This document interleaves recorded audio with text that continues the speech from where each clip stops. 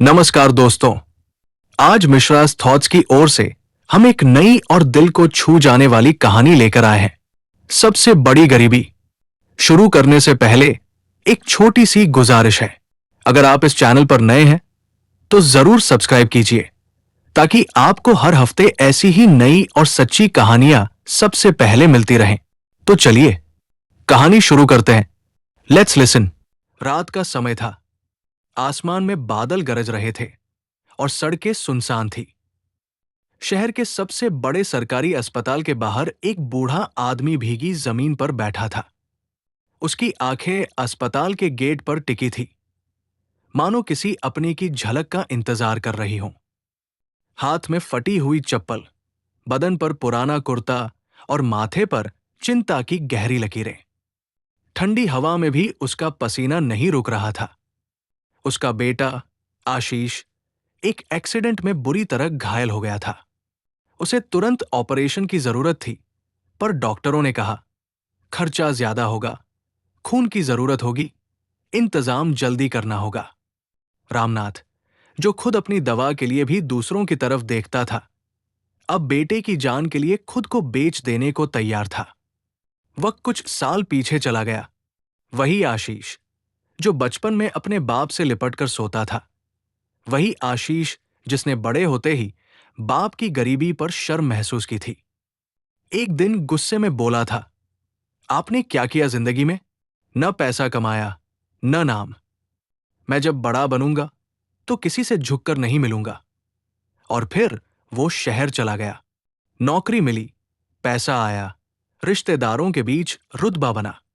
लेकिन उस रुतबे की भी एक कीमत थी, अपने पिता को भूल जाना। रामनाथ हर त्योहार में आशीष का इंतजार करता, हर बार सोचता इस बार जरूर आएगा। मोहल्ले वालों को दिखाने के लिए मिठाई का डिब्बा लाकर रखता, लेकिन हर बार वो डिब्बा सूखा ही रह जाता। गांव के एक कोने में वो बूढ़ा बाप अपने बेटे की कामयाबी का बस नाम सुनता रहा, पर चेहरा नहीं देख पाया। और आज जब मौत आशीष के दरवाजे पर खड़ी थी, रामनाथ फिर वही कर रहा था। बिना कुछ मांगे, बिना कोई शिकायत किए, बस उसके लिए दौड़ रहा था। उसने डॉक्टर से कहा, बेटा बचा लो, मेरी जान भी चाहिए तो ले लो, बस मेरा बेटा बच जाए। और डॉक्टर ने खून लेकर ऑपरेशन शुरू करवा दिया। कई घंटे बाद जब आशीष को होश आया तो उसने सबसे पहले पूछा, मेरे लिए कौन आया?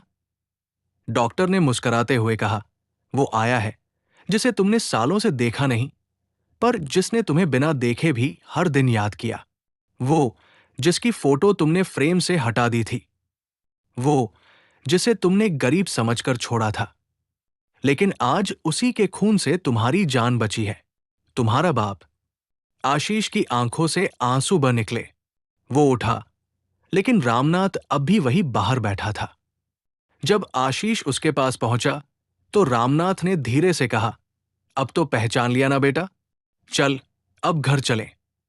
आशीष कुछ बोल नहीं पाया, बस उसके पैरों में गिर पड़ा। उस दिन आशीष ने जाना, दुनिया कितनी भी बड़ी क्यों न हो जाए, कामयाबी कितनी भी ऊंची क्यों न मिल जाए, अगर कोई बिना शर्त, बिना लालच, सिर्फ आपके लिए जीता है तो वो माँ बाप होते हैं। और उन्हें भूल जाना सबसे बड़ी गरीबी होती है।